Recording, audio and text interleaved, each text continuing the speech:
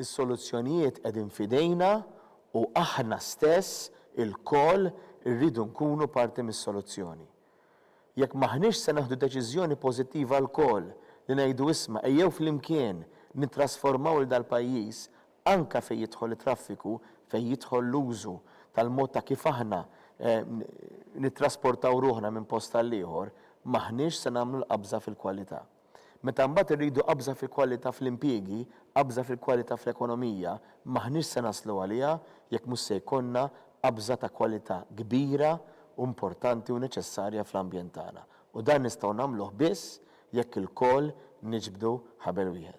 Dan kien il-messaġġ tal-kap tal-Partit Nazzjonalista Bernard Grech waqt diskussjoni organizzata mill-Moviment Żgħażagħ Partit Nazzjonalista dwar it-traffiku u l-impatt tiegħu fuq l-ambjent. Parti mis-soluzzjoni hija u trid tkun aħna għaliex aħna faċli li rridu x'se jsir għalina, però aħna x'lesti li nbidlu mill-mod ta' kif aħna nġibu ruħna, mill-mod ta' kif aħna nutilizzaw kull tip ta' servizz pubbliku biex jinnasal minn post tal-ieħor. Ipparteċipant f'din id-diskussjoni d-direttur tal-Istitut għat-Tibdil fil-Klima u l-Iżvilupp Sostenibbli, il-Professur Marija Attart, tkellmet dwar l-impatt li għandu traffiku fuq ħafna setturi oħrajn.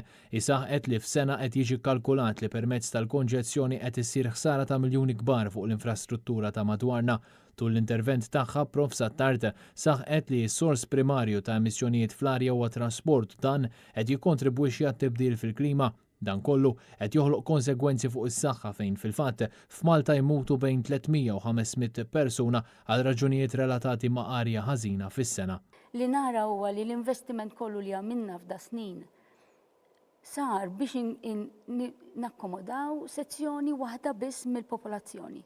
Id-dekan tal-Fakultà tal-Ambjent Mibni, il-Professur Alex Torpiano, qal li pajjiżna għandu wkoll problema serja ta' skart, speċjalment meta qed jinħolqu numru ta' parkeġġi taħt l-art.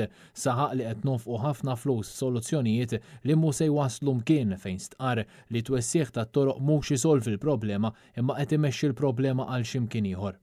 Il-problema li nara Malta illi soluzzjonijiet li qed nagħmlu issa huma soluzzjonijiet ta' dak li ġara fil-passat. M'għandniex il-viżjoni tal-futur.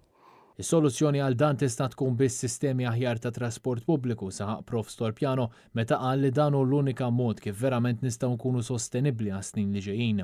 Intant, l-inġinier Rebecca Ċilja qalet li biex il-problema tibda tissolva trid tibda tinbidel il-mentalità.